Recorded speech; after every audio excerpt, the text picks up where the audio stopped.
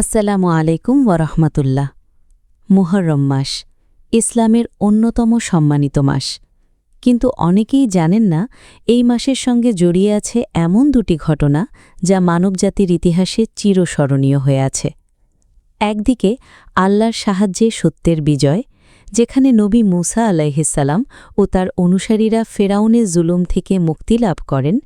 অন্যদিকে কারবালার প্রান্তরে সত্য ও ন্যায়ের জন্য এক অসাধারণ আত্মত্যাগ, যেখানে রাসূল সাল্লাল্লাহু আলাইহি ওয়াসাল্লামের প্রিয় দৌহিত্র ইমাম হুসেইন রাদিয়াল্লাহু শাহাদাত বরণ করেন। আজকের ভিডিওতে আমরা জানব আশুরার ইতিহাস এবং কারবালার হৃদয় বিদারক ঘটনা। ভিডিওটি শেষ পর্যন্ত দেখুন, কারণ এই দুটি ঘটনার মধ্যে লুকিয়ে আছে আমাদের জীবনের জন্য অসাধারণ শিক্ষা। প্রথম ঘটনা, আশুরার দিন ও মুসা আলাইহিসসালামের বিজয়। হাজার হাজার বছর আগে মিশরে শাসন করত এক অত্যাচারী রাজা। তার নাম ছিল ফেরাউন। সে নিজেকে খোদা বলে দাবি করত, মানুষকে দাস বানিয়ে রাখত। বিশেষ করে বনি ইসরায়েলদের ওপর চলত অকথ্য নির্যাতন। এই সময় আল্লাহ তাআলা নবী হিসেবে প্রেরণ করলেন মুসা আলাইহিসসালামকে। মুসা আলাইহিসসালাম ফেরাউনকে আল্লাহর দিকে আহ্বান করলেন, কিন্তু ফেরাউন অহংকারে অন্ধ হয়ে গেল। সে সত্যকে অস্বীকার করল। অবশেষে আল্লাহ তাআলা মুসা আলাইহিসসালামকে নির্দেশ দিলেন তার অনুসারীদের নিয়ে মিশর ত্যাগ করতে। রাতের অন্ধকারে তারা যাত্রা শুরু করলেন, কিন্তু কিছুক্ষণের মধ্যেই ফেরাউন বিশাল সৈন্যবাহিনী নিয়ে তাদের পিছু নিল। একদিকে বিশাল সমুদ্র, অন্যদিকে ফেরাউনের সশস্ত্র বাহিনী। বনি ইসরায়েলরা ভয় পেয়ে গেল। তারা বলল, আমরা তো ধরা পড়ে গেলাম। কিন্তু মুসা আলাইহিসসালাম দৃঢ়কণ্ঠে বললেন, কখনো নয়, নিশ্চয়ই আমার রব আমার সঙ্গে আছেন, তিনি আমাকে পথ দেখাবেন। আল্লাহ তাআলা নির্দেশ দিলেন, তোমার লাঠি সমুদ্রের উপর আঘাত করো। মুসা আলাইহিসসালাম লাঠি মারলেন, আর আল্লাহর কুদরতে সমুদ্র দ্বিখণ্ডিত হয়ে গেল। মাঝখানে তৈরি হল শুকনো রাস্তা। মুসা আলাইহিসসালাম ও তার অনুসারীরা নিরাপদে পার হয়ে গেলেন। ফেরাউন ও তার বাহিনী নিয়ে সেই পথে প্রবেশ করল, কিন্তু যখন তারা মাঝখানে পৌঁছল, সমুদ্র আবার একত্রিত হয়ে গেল।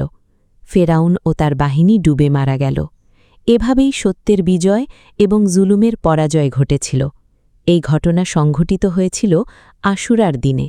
তাই রাসূল সাল্লাল্লাহু আলাইহি ওয়াসাল্লাম যখন মদিনায় এসে দেখলেন ইহুদিরা এদিনের রোজা রাখছে, তখন কারণ জানতে চাইলেন। তারা বলল, এই দিনে আল্লাহ মুসা আলাইহিসসালামকে বিজয় দিয়েছেন। তখন রাসূল সাল্লাল্লাহু আলাইহি ওয়াসাল্লাম বললেন, মুসার ব্যাপারে আমরা তোমাদের চেয়ে অধিক হকদার। অতঃপর তিনি নিজেও রোজা রাখলেন এবং সাহাবীদেরকেও রোজা রাখতে বললেন। দ্বিতীয় ঘটনা, কারবালার মর্মান্তিক ইতিহাস। এখন চলুন ইতিহাসের আরেকটি বেদনাদায়ক অধ্যায়। সময় 61 হিজরি। রাসূল সাল্লাল্লাহু আলাইহি ওয়াসাল্লামের ইন্তেকালের প্রায় 50 বছর পরের ঘটনা। তখন মুসলিম বিশ্বের শাসক ছিল ইয়াজিদ। অনেক সাহাবী ও তাবেঈ তার শাসন নিয়ে আপত্তি করেছিলেন। রাসূল সাল্লাল্লাহু আলাইহি ওয়াসাল্লামের প্রিয় দৌহিত্র হোসেইন ইবনে আলী রাদিয়াল্লাহুও ইয়াজিদের কাছে আনুগত্যের শপথ দিতে অস্বীকৃতি জানান, কারণ তিনি মনে করতেন সত্য ও ন্যায়ের সঙ্গে আপোস করা যাবে না। এদিকে ইরাকের কুফা নগরী থেকে হাজার হাজার চিঠি আসতে লাগল। তারা ইমাম হুসেন রাদিয়াল্লাহুকে সেখানে আসার আহ্বান জানাল। তিনি পরিস্থিতি যাচাই করার জন্য তার চাচাতো ভাই মুসলিম ইবনে আকিলকে পাঠালেন, কিন্তু পরে পরিস্থিতি বদলে গেল। কুফার মানুষ ভয় পেয়ে পিছিয়ে গেল। মুসলিম ইবনে আকিল শহীদ হলেন, কিন্তু তখন ইমাম হুসেন রাদিয়াল্লাহু যাত্রাপথে ছিলেন। অবশেষে তিনি পরিবার ও অল্পসংখ্যক সঙ্গী নিয়ে কারবালায় পৌঁছলেন। কারবালার প্রান্তরে তাকে অবরুদ্ধ করা হল।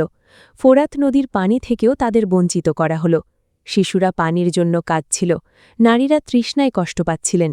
কিন্তু ইমাম হুসেইন রাদিয়াল্লাহু সত্যের অবস্থান থেকে সরে আসেননি।